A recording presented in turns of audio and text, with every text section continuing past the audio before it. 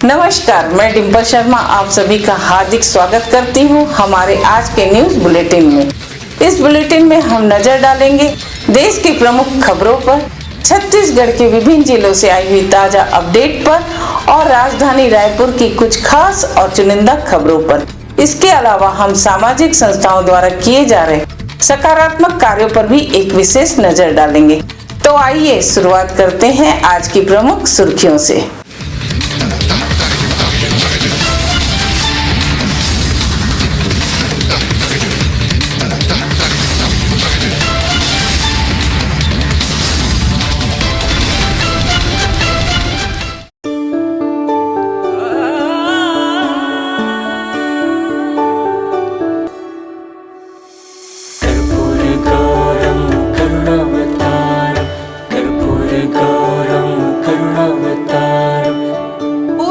आहूजा अगरबत्ती है जरूरी, जिसकी खुशबू से हो जाए मनोकामना पूरी।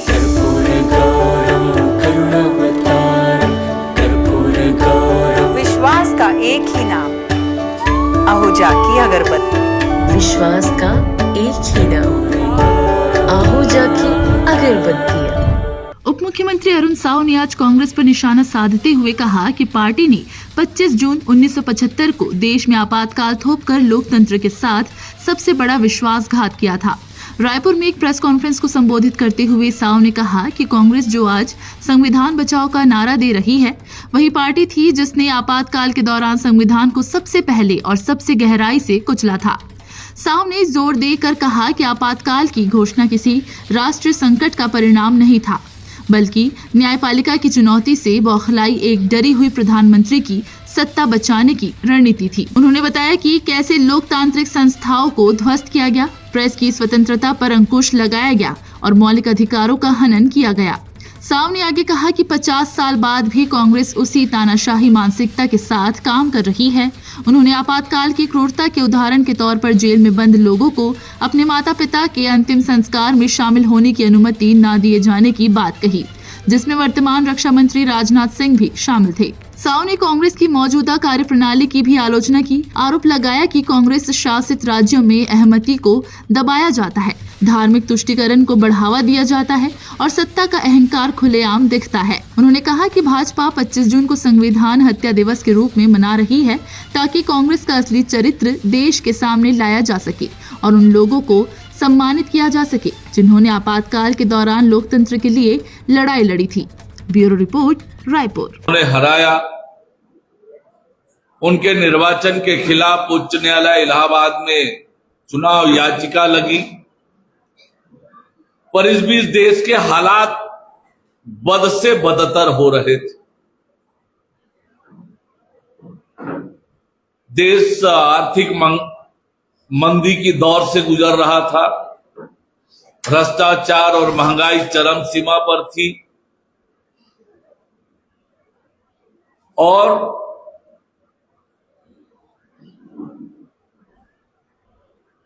देश में पूरी तरह से असंतोष का वातावरण था। उस वातावरण में चुनाव हुआ था और कांग्रेस जीती थी। राजनारायण जी ने इस आधार पर चुनाव याचिका लगाई थी कि चुनाव के दौरान सरकारी मिशनरी का दुरुपयोग हुआ है, शराब बांटे गए हैं और इसी बीच 12 जून 1975 को इलाहाबाद उच्च न्यायालय का फैसला आता है। जस्टिस जगमोहन सिन्हा ने श्रीमती इंदिरा गांधी के चुनाव को अवैध ठहराता है और उन्हें 6 वर्ष किसी भी चुनाव में के लिए अपात्र घोषित करता है। 12 जून 1975 के इस फैसले के बाद किस प्रकार से वो सत्ता पर काबिज रहे, इसके लिए बहुत प्रकार के हथकंडे अपनाए गए।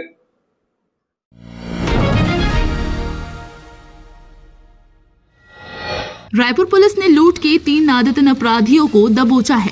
इन अपराधियों ने शराब पीने की लत पूरी करने के लिए एक युवक को चाकू दिखाकर लूटा था। पुरानी बस्ती थाना क्षेत्र में 23 जून को दुर्गेश निषाद नाम के युवक ने शिकायत दर्ज कराई थी। दुर्गेश ने बताया कि 22 जून को उसके दोस्त चाहत राठौर के साथ 3 युवक शेख शाहरुख, पंकज आसवानी और शेख अजहर उर्फ अज्जू मिले। ये तीनों उसे अपनी स्कूटी पर बिठाकर महाराजबंद तालाब ले गए, जहां उन्होंने चाकू दिखाकर दुर्गेश से सोने की बालियां, चांदी का ब्रेसलेट और मोबाइल फोन छीन लिया। इतना ही नहीं, आरोपियों ने मोबाइल से पे स्कैनर के जरिए 2 बार 10,000 रुपए भी अपने अकाउंट में ट्रांसफर करवा लिए। वरिष्ठ पुलिस अधीक्षक डॉक्टर लाल उमेन सिंह के निर्देश पर पुरानी बस्ती पुलिस ने तुरंत कार्रवाई की। मुखबिर की सूचना पर आरोपियों को खोखोपारा तालाब के पास से गिरफ्तार किया गया।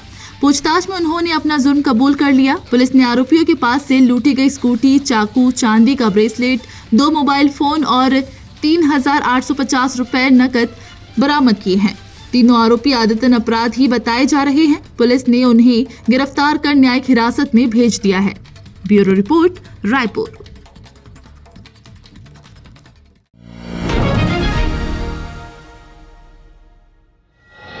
छत्तीसगढ़ में कांग्रेस 7 जुलाई को एक बड़ी रैली करने जा रही है।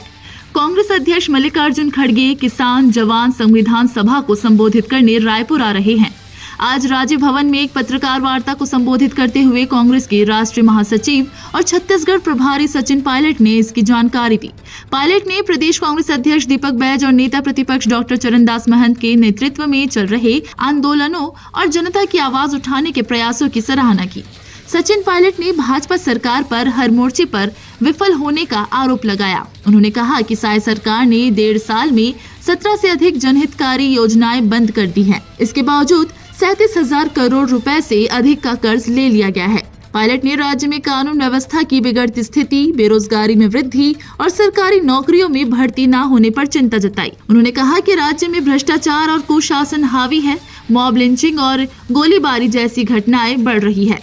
रेत माफिया का आतंक, खाद बीज का अभूतपूर्व संकट और अघोषित बिजली कटौती भी बड़े मुद्दे बने हुए हैं। पायलट ने भाजपा सरकार पर गली मोहल्लों में अवैध शराब बिकवाने और युक्तियुक्तकरण के नाम पर हजारों स्कूल बंद करने का भी आरोप लगाया। उन्होंने कहा कि कांग्रेस इन विफलताओं के खिलाफ लड़ाई जारी रखेगी और भाजपा सरकार की दमनकारी नीतियों का डटकर मुकाबला करेगी। Bureau report, Raipur.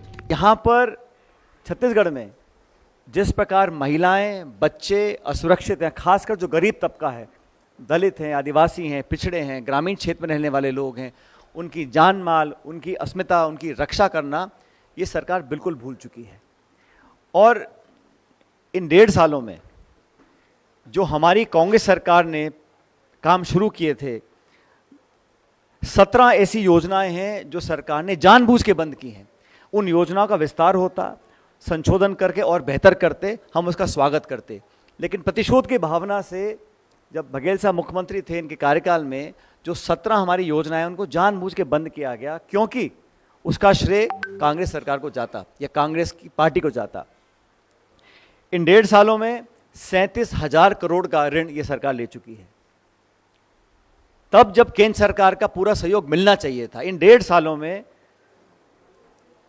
एक भी ऐसा काम, एक ऐसा बड़ा उद्योग, एक ऐसा रोजगार पैदा करने वाला कोई ऐसा संसाधन इस प्रदेश में आया हो या केंद्र सरकार के माध्यम से कोई बहुत बड़ा पैकेज इस प्रदेश को मिला हो, ऐसा हुआ नहीं है। हुआ ये है कि सरकार ने 1 लाख नौकरी देने का वादा किया था। आज मुझे बताया गया कि लगभग 30,000 से ज़्यादा टीचरों के पद खाली पड़े हैं और एकीकरण के नाम पर अलग अलग संज्ञा देकर 10,000 से ज़्यादा स्कूलों को बंद किया जा रहा है।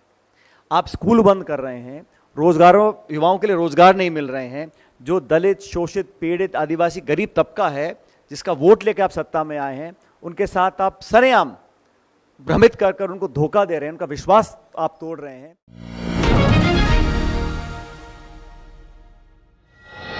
आज आपातकाल की 50वीं बरसी पर छत्तीसगढ़ के पूर्व मुख्यमंत्री भूपेश बघेल ने केंद्र सरकार पर तीखा हमला बोला है। रायपुर में प्रेस कॉन्फ्रेंस करते हुए बघेल ने कहा कि इंदिरा गांधी ने घोषित आपातकाल लगाया था जो 2.5 साल चला, लेकिन पिछले 11 साल से देश में अघोषित आपातकाल चल रहा है। और ये ना जाने कब तक चलेगा। भूपेश बघेल ने दावा किया कि इंदिरा गांधी ने हिम्मत दिखाते हुए आपातकाल लगाया था और वो संविधान के तहत था। उन्होंने स्वीकार किया कि उस दौरान अन्याय हुआ और कुछ लोगों ने इसका दुरुपयोग किया, लेकिन इंदिरा गांधी ने खुद आपातकाल हटाकर चुनाव कराए थे। इसके उलट बघेल ने मौजूदा केंद्र सरकार पर आरोप लगाया कि पिछले 11 साल से देश में अघोषित आपातकाल की स्थिति है। उन्होंने लोकसभा चुनाव में अब की बार 400 पार के नारे को भी संविधान बदलने की कोशिश से जोड़ा। बघेल ने आरोप लगाया कि केंद्र सरकार नेताओं, मीडिया और उद्योगपतियों के खिलाफ लगातार कार्रवाई कर रही है। उन्होंने कहा कि सीजीए की रिपोर्ट पर कोई कार्रवाई नहीं होती और राज्य तथा केंद्र के अधिकारों में कटौती की जा रही है। बघेल ने विश्वविद्यालयों में आरएसएस से जुड़े लोगों की नियुक्ति और न्यायपालिका को दबाने की कोशिश पर भी सवाल उठाए। उन्होंने मीडिया पर पूरी तरह से नियंत्रण का आरोप लगाते हुए कहा कि अगर कोई मीडिया हाउस सरकार की नीतियों के खिलाफ कार्यक्रम चलाता है तो उनके यहाँ सीबीआई, आईटी, ईडी पहुंच जाती है। बघेल ने कहा कि सारी कार्रवाई बिना औपचारिक आपातकाल लगाए की जा रही है। पूर्व मुख्यमंत्री ने विपक्ष के नेताओं को निशाना बनाने का भी आरोप लगाया। उन्होंने कहा कि जो नेता बीजेपी में शामिल हो जाते हैं वे वॉशिंग मशीन में धुल जाते हैं, जबकि विरोध करने वालों को जेल में डाल दिया जाता है या उनके यहाँ एजेंसियां पहुंच जाती है। बघेल ने दोहराया कि इंदिरा गांधी का आपातकाल घोषित था और 2.5 साल चला, लेकिन ये अघोषित आपातकाल 11 साल से जारी है, जिसका अंत कब होगा ये कोई नहीं जानता। Bureau report, Raipur. आज के दिन 25 जून को भारत सरकार ने प्रजातंत्र हत्या दिवस के रूप में मनाने का फैसला लिया और शासकीय तौर पर इसका आयोजन हो रहा है। आप सबको पता है कि 25 जून 1975 को इंदिरा जी ने इमरजेंसी लागू की थी और वो इमरजेंसी संविधान के प्रावधान के तहत किया गया था। इंदिरा जी में हिम्मत थी कि उन्होंने इमरजेंसी लगाई, लेकिन वो सब संविधान के तहत ही किया गया था। बाद में जो उसके रिजल्ट आए तो हमारे नेताओं ने स्वीकार किया कि इमरजेंसी के दौरान कुछ अन्याय हुआ है, अत्याचार हुआ है, कुछ लोग हैं इसका दुरुपयोग किए हैं।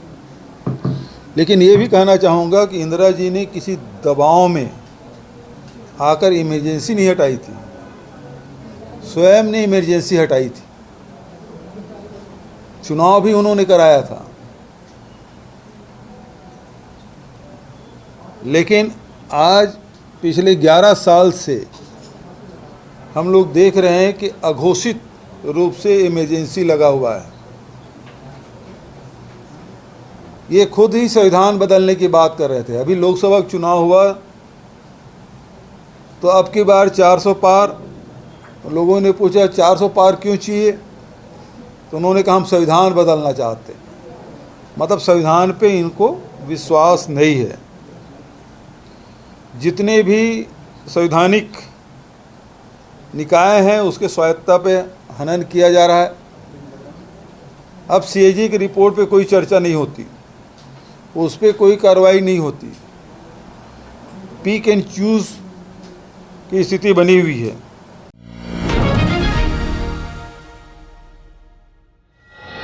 रायपुर में एक सनसनीखेज हत्याकांड का खुलासा हुआ है। पुलिस ने अपने ही क्लाइंट की हत्या के आरोप में एक वकील और उसकी पत्नी सहित 4 लोगों को गिरफ्तार किया है। ये वारदात डीडी नगर थाना क्षेत्र के इंद्रप्रस्थ कॉलोनी में किराए के मकान में हुई थी। मामला तब सामने आया जब 23 जून को एक सुनसान नाले के पास एक टीन की पेटी में लाल सूटकेस के अंदर एक अज्ञात पुरुष का शव मिला। शव के ऊपर सीमेंट डाला गया था और पैर बंधे हुए थे, जिससे हत्या की आशंका हुई। पुलिस ने तुरंत जांच शुरू की। सीसीटीवी फुटेज और मुखबिर की सूचना से पुलिस को एक ऑल्टो कार और उसमें एक बड़ी पेटी ले जाते हुए 3 पुरुषों और एक महिला की जानकारी मिली। जांच में सामने आया कि ये कार और पेटी वकील अंकित उपाध्याय और उसकी पत्नी शिवानी शर्मा ने खरीदी थी। पड़ताल में पता चला कि ये दंपति घटना के बाद दिल्ली फरार हो गए थे। रायपुर पुलिस ने दिल्ली एयरपोर्ट पर फ्लाइट के लैंड होते ही दोनों को गिरफ्तार कर लिया। पूछताछ में मुख्य आरोपी अंकित उपाध्याय ने बताया कि मृतक किशोर पैकरा उसका क्लाइंट था। किशोर ने अपनी एक संपत्ति 50 लाख में बेची थी, लेकिन क्रेता को कब्जा नहीं किया था। अंकित ने उसे हाईकोर्ट से मकान वापस दिलाने का झांसा दिया और अलग अलग किस्तों में पैसे लिए। उसने किशोर के बजरंग नगर वाले मकान को भी 30 लाख में बेचकर वो रकम अपने निजी इस्तेमाल में ले ली थी। जब किशोर पैकरा अपने पैसे वापस मांगने लगा तो ताना मारने लगा तो अंकित और उसकी पत्नी शिवानी ने उसकी हत्या की योजना बनाई। 21 जून को अंकित और शिवानी ने किशोर पैकरा को अपने किराए के मकान में बुलाया। वहां अंकित ने उसकी छाती पर बैठकर गला दबाया और चाकू से गले पर वार कर उसकी हत्या कर दी। साक्ष्य छिपाने के इरादे से उन्होंने शव को सीमेंट डालकर एक ट्रॉली बैग और फिर एक टीन की पेटी में बंदकर सुनसान जगह पर फेंक दिया। इस काम में उन्होंने अपने 2 परिचित सूर्यकांत यदु और विनय यदु की भी मदद ली। पुलिस ने सभी चारों आरोपियों को गिरफ्तार कर लिया है। उनके पास से हत्या में इस्तेमाल की गई ऑल्टो कार, 2 पहिया वाहन और मोबाइल फोन जब्त किए गए हैं। वरिष्ठ पुलिस अधीक्षक ने इस मामले को सुलझाने वाली टीम के लिए नगद इनाम की घोषणा की है। Bureau report, Raipur. इस न्यूज के प्रायोजक है फॉर्च्यून TMT, संपूर्ण सुरक्षा एवं विश्वास की नींव। चाचा जी, ये घर किस सरिये से बना है जो टूटता ही नहीं? ये घर फॉर्च्यून TMT से बना है, जो सीमेंट पर अपनी पकड़ मजबूत बनाता है। इस पर कभी जंग नहीं लगता और ये आग और भूकंप से हमारी रक्षा करता है। Fortune TMT, flexible inside, strong outside. Chhattisgarh की हर खबर सबसे पहले आपके फोन पर। सब्सक्राइब कर बेल आइकन दबाएं। 9 सालों से आपकी पसंदीदा मीडिया अब YouTube पर भी। सिंधु यूथ छत्तीसगढ़ का अपना न्यूज चैनल